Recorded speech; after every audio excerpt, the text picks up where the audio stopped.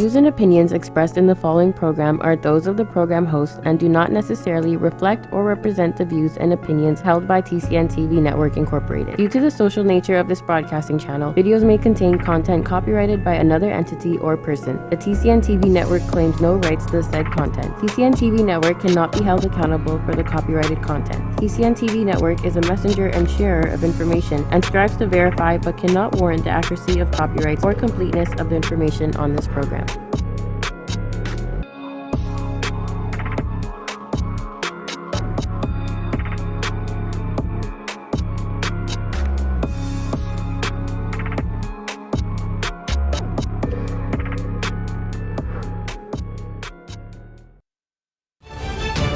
We discuss all the issues, municipal, provincial, federal, and any issue of national importance.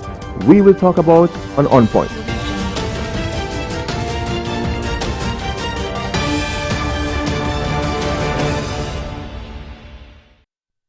Good evening and welcome. This is On Point, your number one political and current affairs talk show program.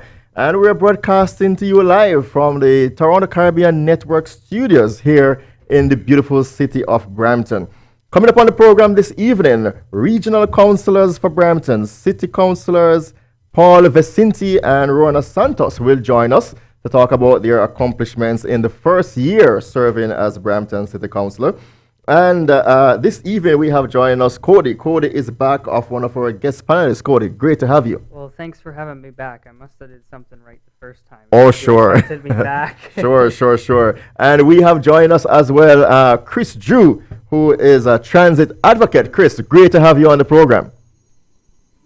Great to be here. First time panelist, but long time viewer. All right, we will hope to have you many more times as we go throughout this year. So let's look at a few of the headlines as we get started. Cody, we kick it off with you.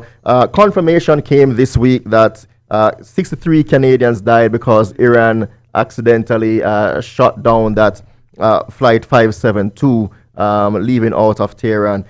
Your feedback on that, the admission that this was actually a shoot down of this flight. Well, first of all, I think it's important to recognize the families of ultimately what we can call the victims of this what I would call a crime.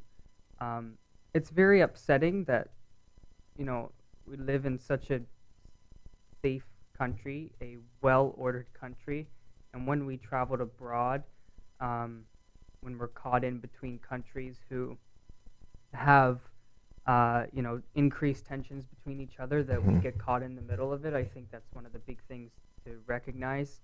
And it's unfortunate. It seems like the Iranian government, as oppressive as they've been, shot first and asked questions later. Yeah, unfortunately. I don't think that we should downplay that. We shouldn't downplay it for the simple fact of, making sure that we seek justice for the families of those who died. Fair enough. And I'm actually proud as a Canadian to see that our country is leading, the investigative team. Canada has great experience in peacekeeping and, riding in on the scene and being able to ease tempers in the room. So I hope that something positive will come out of this terrible situation. Fair enough. All right, so a few other headlines. Chris, we're going to kick this one to you. News coming to Canada is that Meghan and Harry have decided, in their scale back of their royal duties, they would love to make Canada their place of their home. Your feedback on this? What does it say about Canadian society, that the Prince and the Duchess would want to be moving to Canada as a more tolerant place to raise their families? Your thoughts on this? Well, I think it's a great point that there's lots of people, including them, are interested in moving to Canada because, generally speaking, we're a welcoming and inclusive place, and I think that's a Canadian success story. I know that Cody is that's something that he's very proud of, and he goes to many community events celebrating Canadian diversity. Obviously, the headline piece of this is the potential cost in terms of security, which can grab headlines and act as a bit of a distraction from many other pocketbook type issues. But in a way, it is a pocketbook type issue.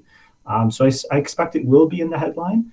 for a period of time. But I think the other subset story isn't just about welcoming people to Canada, but about how public figures are generally speaking treated by the media and the level of scrutiny and invasion of privacy that all public figures, including politicians in Canada of all parties, get. It is not easy to be in the public eye. And as folks who have run for office, I'm speaking to both of you, know, it takes a lot to put your name out there. So I have a lot of empathy for any public figure who has their name out there and has their family scrutinized to the level that they are. Certainly, if you look at some of the coverage of Meghan in particular, I've read some articles where there seems to be a bit of a double standard between how Meghan has been covered and some of the other royals, and that leads to interesting questions. So one would hope that the Canadian media are respectful, give them their space. Everyone is human. And honestly, I think the general public doesn't need to know every minute of their lives. There's other important issues out there. Very good point. We're going to jump to a few more headlines because we're almost running out of time here for the first segment. Cody, crime in Brampton. You know, yesterday the PD police told us that they found another body just here in Brampton in the Ebenezer and Goreway area. You know, how concerned should Bramptonians be about the level of crime that we're seeing in our city right now? Well, they should be very concerned. They have every right to be. It's, you know, just this morning I was reading a headline about a girl who was injured just walking to school. Yeah. It's unfortunate to see that there are so much crime happening in this city. So much, you know, you name it, gangbangers and drug dealers walking around our streets. It's lawlessness to some point, and you know, I commend the work of the new police chief and the new council for stepping up and saying that they want, you know, changes to the region appeal so we can tackle crime in the city. I think that is the positive of it.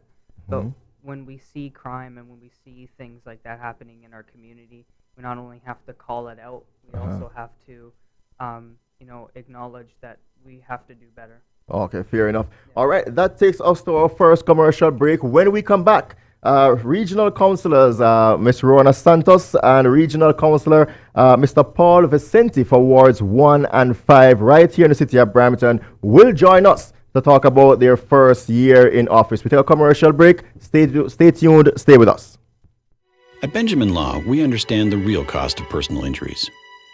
As the victim of an accident, you may be the one who's physically hurt, but your main concern is that your family are the ones who will pay the price. Benjamin Law will be there for you, helping, supporting, and working tirelessly to resolve your personal injury case. Call 1-855-899-4878 or visit benjaminlaw.ca and let our family of lawyers help your family.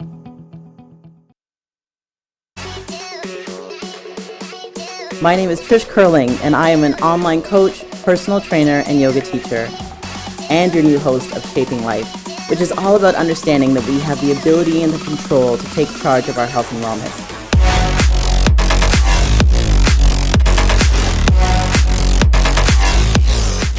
But we can't do it alone, and I can't wait to sit down with the best in the industry. Please tune in every Friday at 1 p.m. live here on the TCN Network.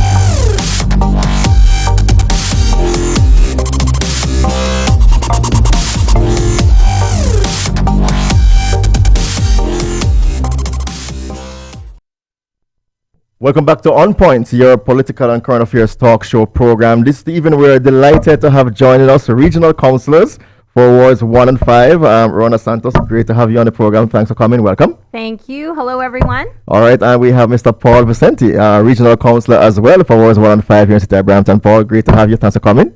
Thank you, Jermaine, for inviting us onto your show. It's a pleasure to be here with you and your audience. Delighted to have you. So let's start off, first of all, this has been your first year, just about finishing your first year in office. Your first time being elected as regional councillors. In a nutshell, Rowena, let's start off with you. How has it been for your first year? How do you find it? It has been a really exciting time for us on council. With the new team and the new mayor, I think that we have been not only able to work as a team, which was a big priority for the residents of Brampton, is seeing a council that works together, but also accomplishing a lot of things and a lot of priorities that many of us throughout 2018 during the campaign heard from our residents. Okay. Paul, how do you find the first year?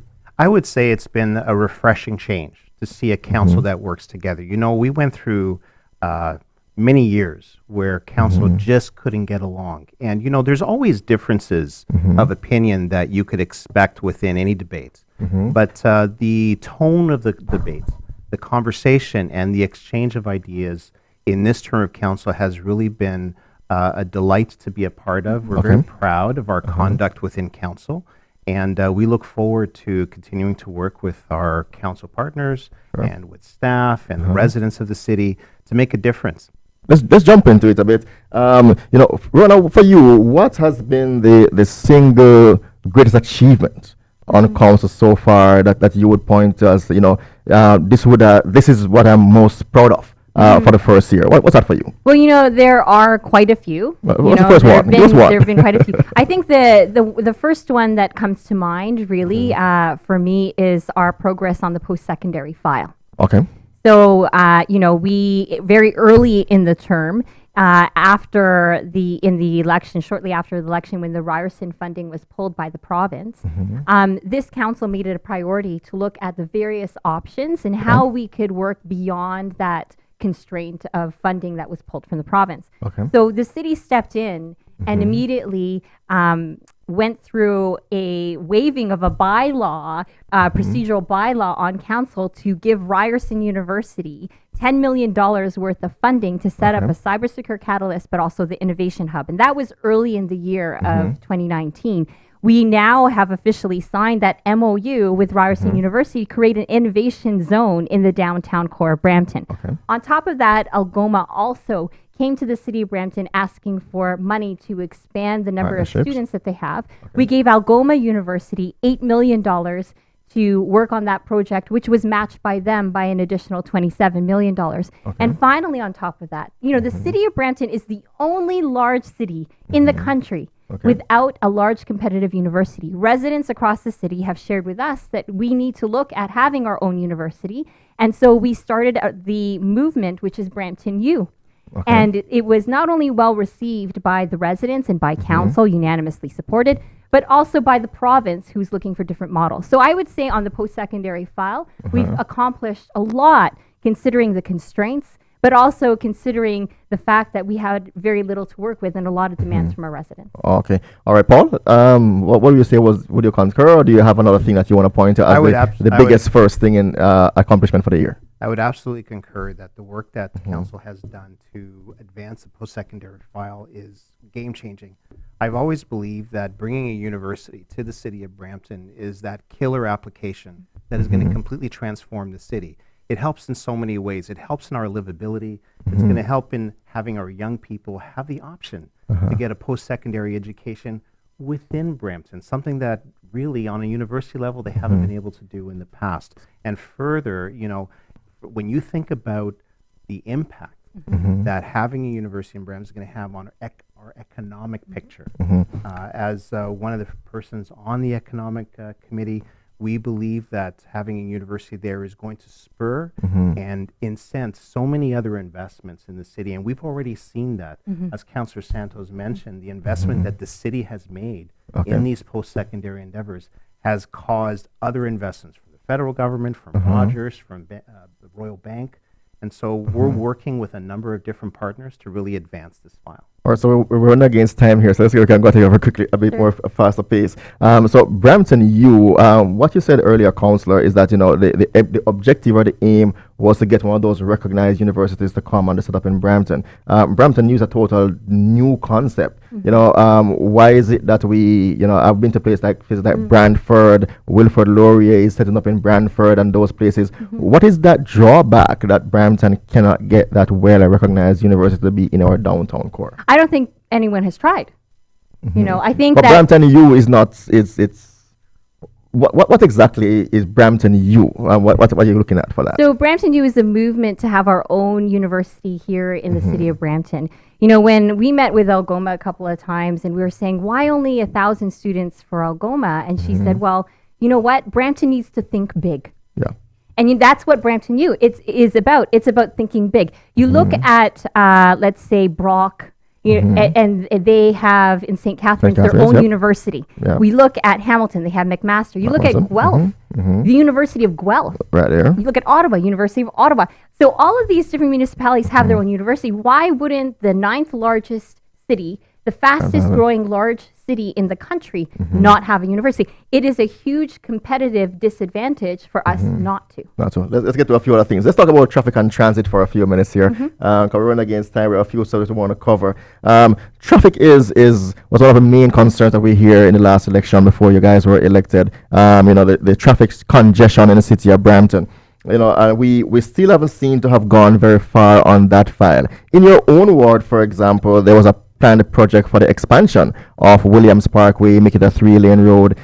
You seem to have raised some concerns with that and put some brakes on the project. Talk to us about that project. Why is it that you wanted to halt at this time rather than go ahead with the plans to kind of expand that corridor in your wards?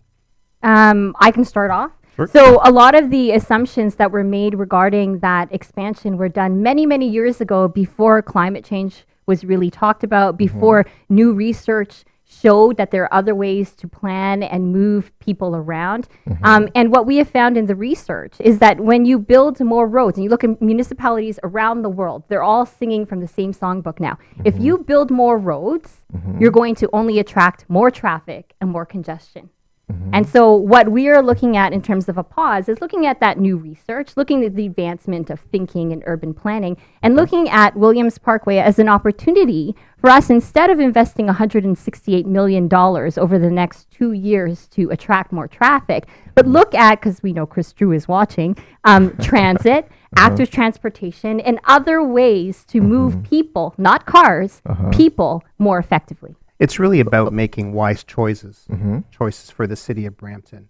We could have just presumed that the research done more than 15 years ago would apply today, but we know that that's not the case. We are being very responsible with the precious tax dollars that we have to make the correct types of investment for the city of Brampton. And so this pause is for us to look at different options on how we can move traffic better along the Williams Parkway corridor and to verify before we put that shovel in the ground that this is the best option. There are those who will say, though, that traffic on that side of the road is just at a standstill. How long are residents expected to wait for a solution? Because it seems that the research was done. As I say, it did take a while to come to start the construction, but then they're going to wait a bit longer. That side of traffic is difficult in the mornings, it's extremely difficult in the evenings. How longer should residents wait on a solution? We think that when you look at the actual volume of traffic that is traveling on Williams Parkway, is adding an additional lane really the best way of dealing with it? There are so many other things that we could do. We could change how the traffic signals work. We could increase the amount of available storage for cars that are turning left and turning right, thus alleviating the traffic that needs to travel through the intersection. And so there are so many other different ways that we could be moving traffic more efficiently, not just on Williams Parkway, but on other corridors of the city. We have an obligation to test out and check these other ways of doing it. And, also at the root cause of this is that people are hopping into their cars because they are trying to get to work. Yeah. And so we've had a number of conversations about the economic activity rate in the city of Brampton, which is why the mayor has been working very hard on FDI, and we've been working hard as a council to attract more businesses on economic development side to increase the level of jobs opportunities in our city so that people can live closer to where they work. Lots more to talk about when we come back from the break. We'll talk about the crime situation. We'll talk about some climate change issues and quite a few more. We'll talk about. We'll take a quick commercial break. Stay with us. We're talking with Councillors Rowena Santos and Paul Vicente, both of Wards 1 and 5 right here in the city of Brampton. We take a commercial break. We'll be right back. Are you retiring smart? Make your home's equity work for you. With your home's equity and our 30 years of experience, the Retire Smart Properties team can help you achieve the quality of life you've always wanted. Our services are 360 degrees. We'll give you advice, take care of staging and selling, and help you find the perfect home and community to transition to. It's time to enjoy the retirement lifestyle you deserve. Visit our website today to learn how you can use your home to retire comfortably. The Retire Smart Properties team, powered by RE/MAX West. World-famous spiritual astrologer and psychic Pandit Sai is born to serve people. He's an expert on palmistry and horoscope. He can handle all problems and give Vedic solutions for business, job, love, marriage, husband and wife problems, children, personal, and many others, including depression. He also performs pujas to clear all sorts of obstacles. Call Pandit Sai and see changes in your life now. 647-766-1419. Located at 2895 Derry Road, East Mississauga, Airport Road and Derry.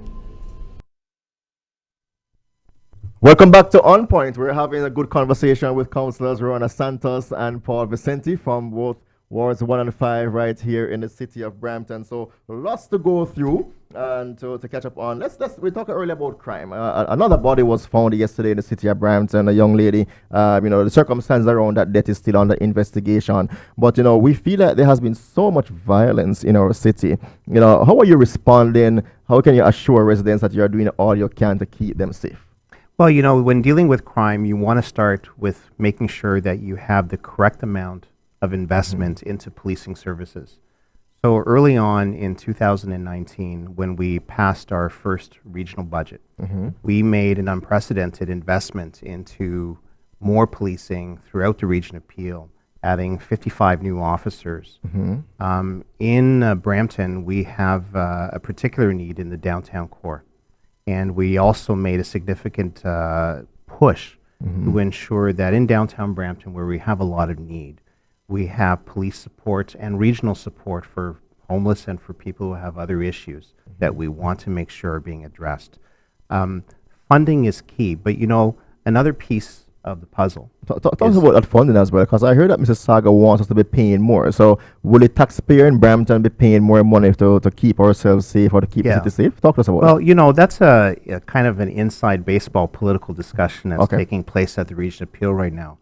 Who should pay what share? But ultimately, when you listen to what Police Chief Nish asked for, the Region of Peel delivered this year. We added an additional 35 new officers. And we want to make sure that they have the resources in order to keep people safe.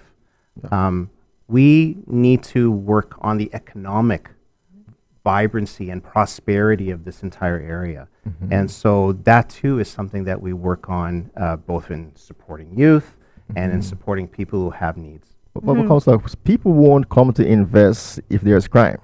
So, there's an urgency in getting this done, eh? Yes, we and this council has shown tremendous leadership, in my opinion. We had a town hall at City Hall regarding the downtown safety issues and crime issues together. BIA was there, residents were there, Chief Nish was there. It was a really successful town hall. And from that, there was an announcement that we were going to have a police office in the downtown core, and also Chief Nish had doubled the amount of shifts in the downtown core as well. Talk quickly about climate change. A few issues, and we're almost out of time here. You had introduced a motion to deal with climate change in the city. how is that now going to be changing, or how are we protecting the environment here in the city of Brampton? What has been done since that motion, or what are we doing in practical terms to help combat the effects of climate change at our city? So that motion was passed unanimously by council, and proudly our residents, especially our young people, see the environment and climate change as a priority in the city of Brampton to address. In terms of the things that we have done, one example is the pause on the Williams Parkway road expansion. That is one thing that we have done in terms of tangible things. The other thing is last year during the surplus discussion of the budget, we invested $1.8 million into the Big Ask, which is an investment into cycling infrastructure to get people out of their cars and on their bikes and advocating for active transportation. We brought forward the very first active transportation master plan, and we also brought forward the community energy and emissions reduction plan, which looks at especially facilities that are owned by the city of Brampton that require energy retrofits in order to meet greenhouse gas reduction targets of 80%, which is consistent with many of the other municipalities who have agreed to declare a climate emergency. And in fact, we brought that to the region of Peel, and from that point, Mississauga followed and Caledon followed as well. It's a huge step, especially when we're looking at the future and the issues that our future generations care about.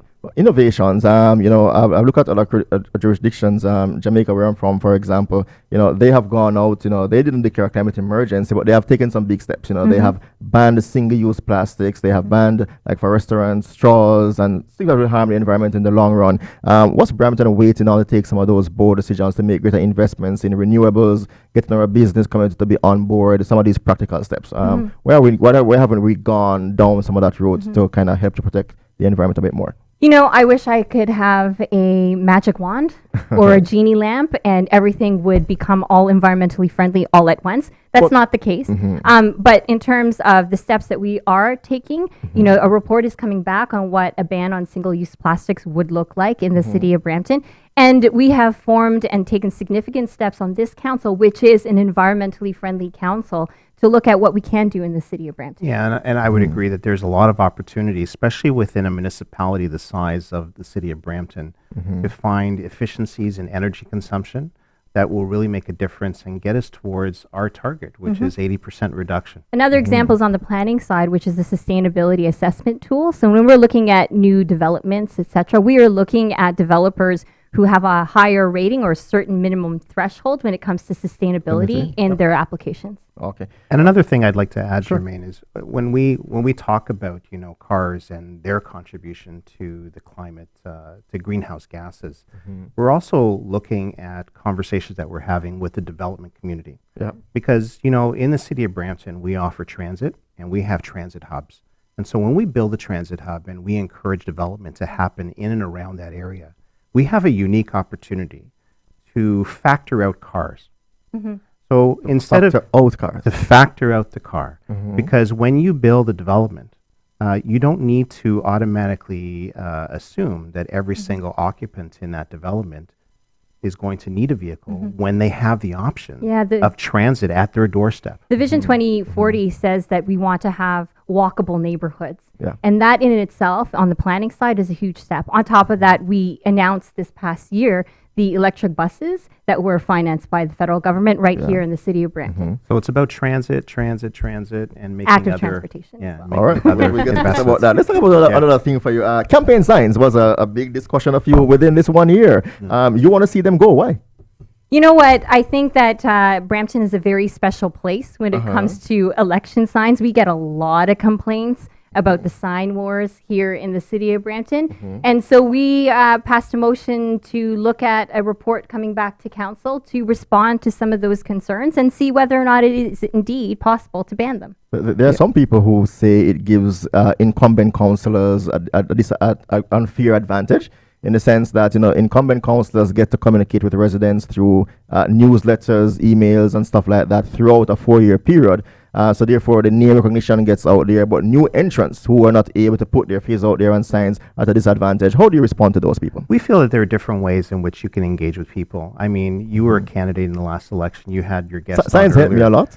That's right. And you had your guest on earlier, Cody, who also ran in the election. Signs help him a lot too. That's right. And we know what it is to run an election with the sign elements included in. And it's my belief, personally, that to borrow the phrase from before, if we could factor out signs and allow candidates to engage directly with residents, I see benefits for every single candidate. I don't see any disadvantage whatsoever for anyone. But there are some who would say, quickly, there are some who would say, though, that it wasn't a platform promise for any of the current councillors. So how do you factor receiving a mandate to do something like that? It's very consistent, really, when you think about the priorities that we've set. When you talk about declaring a climate emergency and you talk about sustainable, you also need to look at the plastics that are generated. Like, essentially, you have candidates who have very limited resources, spending an inordinate amount of time and an inordinate amount of money to purchase something which is then discarded in landfills. I mean, any person who wants to run a sustainable society would think about this as one of the ways of building a better community. All right, we'll get back to that. We have almost about a minute left to go. What about a more difficult or challenging subject? The Brampton CAO. Lots of controversy in newspaper articles surrounding your decision to hire this current CAO. Was it a mistake? Absolutely not. The decision to hire the CAO was unanimously supported by this council. Every single councillor was part of the hiring committee on this, and they all agreed that our CAO was the best CAO to choose from. And when whatever happened in Niagara happened in Niagara. At the end of the day, Brampton is a different city. We have a different team. We have a different council. There's so many different other factors here at play, and we are absolutely confident in the decision we made. But given what you know now, what you see now in newspapers, the cloud, or what I consider the cloud above the city, do you feel like you want to? There have been other councillors, for example, who say, you know what, some of this information wasn't revealed to them during the hiring process. Would you want to at least take a look back at that to see, are there better options that don't have this level of cloud surrounding the city? Who doesn't have a cloud surrounding them? I'm going to ask. Who can't look into anything and spin something and create something as a news story to take somebody down? At the end of the day, we have utmost confidence in our CEO, and he's doing a great job, and we have a lot to look forward to in the next 3 years. All right, about to wrap up, we'll give you the final word, Paul, and then come back to Rowena. What's next for Brampton? What next are you looking forward to? What's the next thing that you're most excited about as a city? Well, we continue to be laser focused on developing an economic development strategy for the city of Brampton. Okay. Ultimately, and you talked about this a little bit earlier, Jermaine, is that we need to attract more job investment to the city. And so our strategy for attracting more foreign direct investment, we are currently working on strategies to attract investment from areas around us and to build more jobs in the city of Brampton. When we talk about sustainability and climate, you want to make sure that folks have options to not just live, but also to work in Brampton. Okay. And, when you have more than 60% of residents leaving the city every morning, think about it. Our greatest export is workers. And if we could reverse that trend and bring back the jobs to Brampton, to have those jobs present here, that will also transform our quality of life. Instead of people spending their money elsewhere, they can spend their money in the city. We have the jobs here, less traffic. Councillor, you have to come back. We're out of time. I have to give Councillor Santos the last word. What's next for you? What's next for Brampton? Last word for you? I think another key piece is advocacy for our fair share, whether that's healthcare, transit, and infrastructure.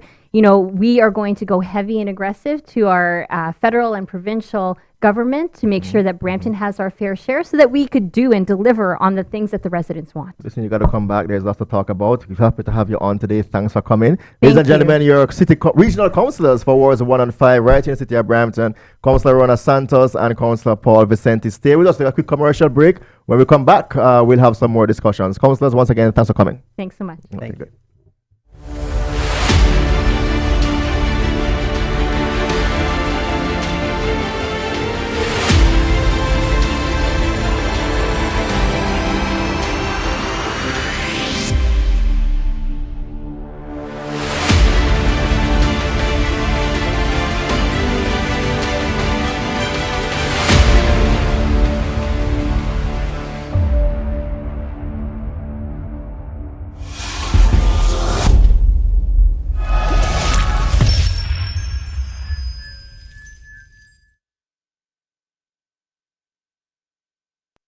At Benjamin Law, we understand the real cost of personal injuries. As the victim of an accident, you may be the one who's physically hurt, but your main concern is that your family are the ones who will pay the price. Benjamin Law will be there for you, helping, supporting, and working tirelessly to resolve your personal injury case. Call 1-855-899-4878 or visit benjaminlaw.ca and let our family of lawyers help your family.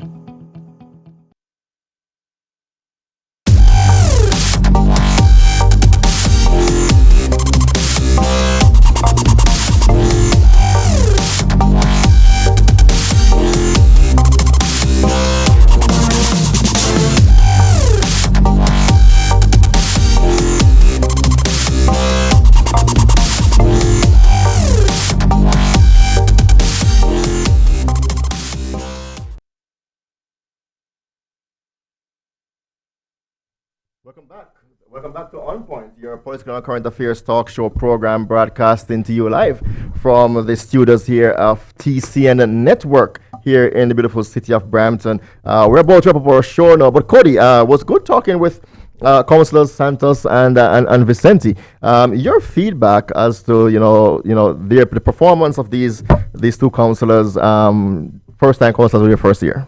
Well, I think they really hit the nail on the head of a lot of issues, like the Brampton University, council working together as a team. Obviously, the Williams Parkway issue is a big thing for them right now. I think when it comes to working together as a team, I think they're definitely bang on in the fact that the tone seems to be a lot more, for lack of a better word, nicer than compared to previous terms. Okay. I think the real test, though, is once we get past this year, when we get into 2021, that's a year out from the next election. Yeah. And we know that, that the election, the previous election to where we are now is completely different. It's a completely different outcome than we had envisioned. So it's going to be a test to, can they keep that togetherness, or are we going to look in the rearview mirror and go back, right? Okay. And that's not insinuating anything. That's just putting it out there and just saying that an election will be coming soon.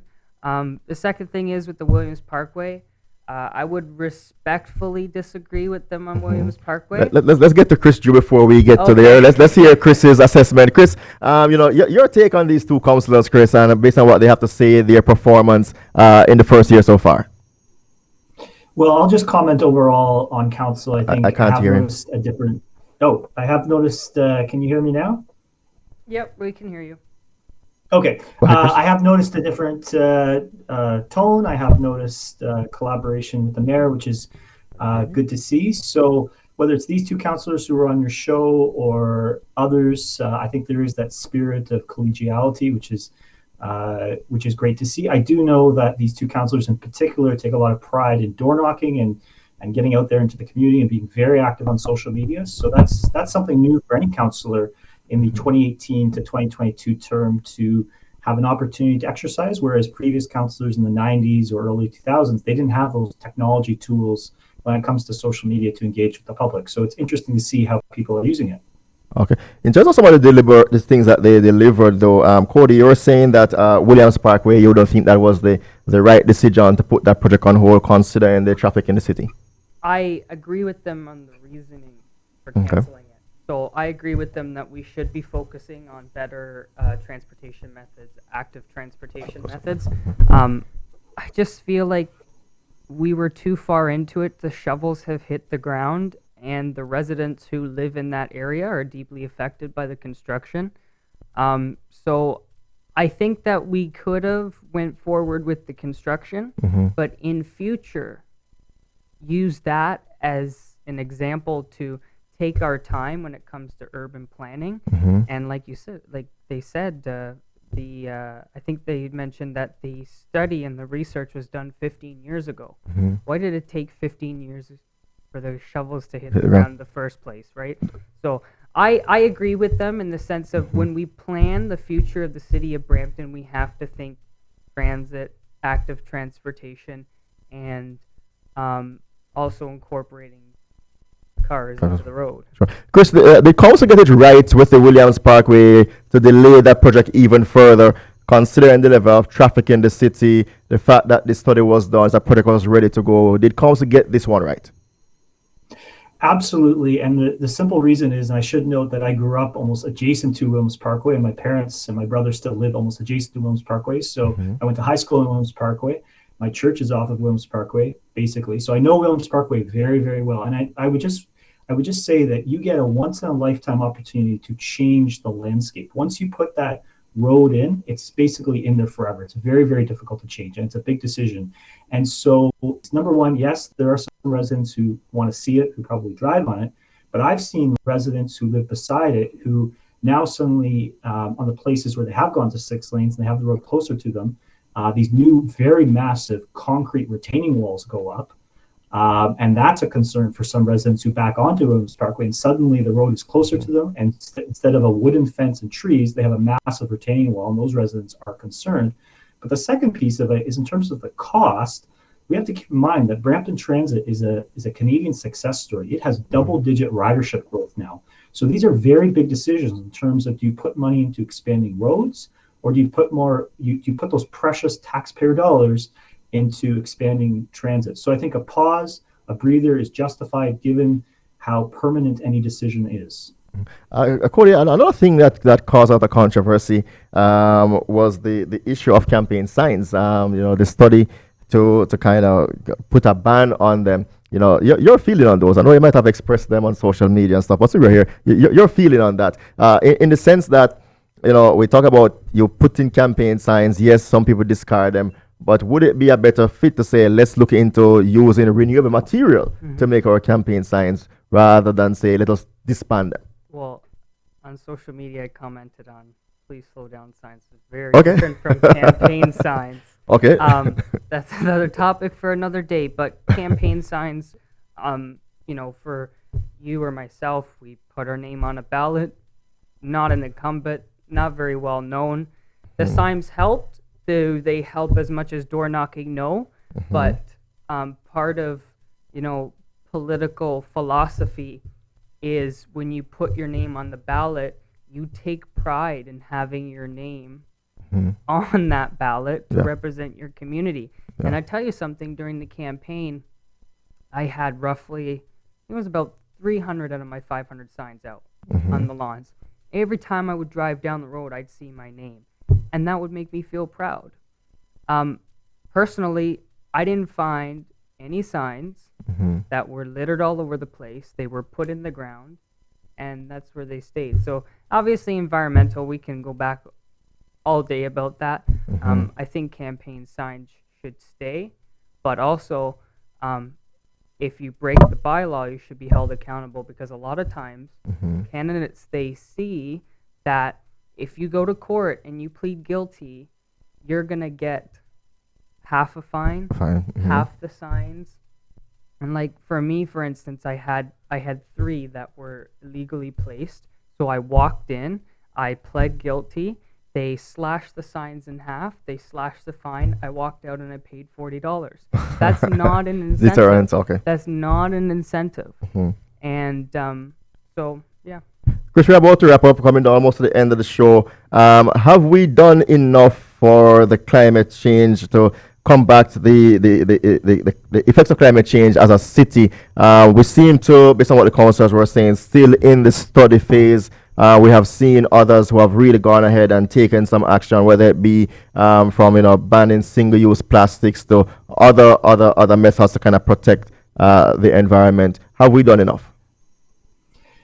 The simple answer is no, we haven't done enough as society, both at any level and any political party. And even me as an individual, there's definitely things in my own life I can do. And sometimes my wife is the first person to remind me, Chris, there's more you can do, even though I cycle a lot. So there's always more to do. I think that the public is way ahead of the politicians on this and want action. And I think a good example of that is some of Cody's postings on Greta, the environmental activist who's only 16, and he's been posting about that a lot. And so, yeah, of course, there's more things to do. And I would just encourage council to look at all tools at their disposal. What I would say is I think there is a lot of passion on this council for public transit. And if you look at the share of carbon that's being emitted, the transportation sector is still a significant chunk of carbon that's going into the atmosphere. It's very challenging to, in a community like Brampton that has been designed in a certain way, to immediately go back and retrofit or instantly put everyone on public transit. But there's certainly lots that council can do. So I would just encourage them to keep at it and keep listening to residents like Cody who have very high expectations. Yeah. So while you're there as well, what should be the priority there for 2020? As we're in January, we enter a new year, second year for this term of council. What should be some of their priorities as we wrap up this program? Well, I'll give you one project, the Queen Bus Rapid Transit project. Can council do more and educate residents and get the public ready for this very important public transit project? The studies on it should have started in the 80s and 90s, but rather than look on the past, let's get on with it. Obviously, they're studying transit on Main Street, which is fantastic. There's more bus routes they can put in. They can actually start having a conversation with residents about building a third bus garage, because even if Brampton Transit, my understanding, wanted to run more service, they don't have the garage to store the buses. So, council needs to keep at it and catch up from a few decades of not much happening. And that's not to criticize people in the past. It's just to say, let's get on with it. Cody, as you wrap up this program, your priorities for 2020, what should they be focused on doing? Right now I'm concerned about community safety, and it's great to have those councillors here to justify not just themselves but council as a whole of the decisions that they made. Community safety is and will remain to be my top issue for for the years to come, I think. Okay. All right, so I got to keep Brampton safe. All right, thanks for watching. This has been On Point. Lots of information, lots to cover today, Cody. It was great to have you. Thanks for coming. We look forward to having you again as we go throughout 2020. Chris Drew, your first time with us. We're looking forward to having many more times with you on this program. Thanks for coming on. And to our viewers, councillors first who came on, thanks again for coming on. To our viewers, thanks so much for staying tuned and watching with us. And we wanted to finish with a feel-good story, a feature that appeared on Global TV right here in Brampton. Our very own Christina's Bake Shop was featured. Mary and her daughter Christina continue to do an amazing job in terms of advocating for people with Down syndrome. So I just want to take a minute to recognize them and the work that they do. If you haven't been by there yet, downtown Brampton, Christina's Bake Shop. Christina's Bake Shop. I'm correct, right? Christina's Tortilla Bake Shop. Stop by in downtown Brampton for some of the best bake products you will ever have. Thank you.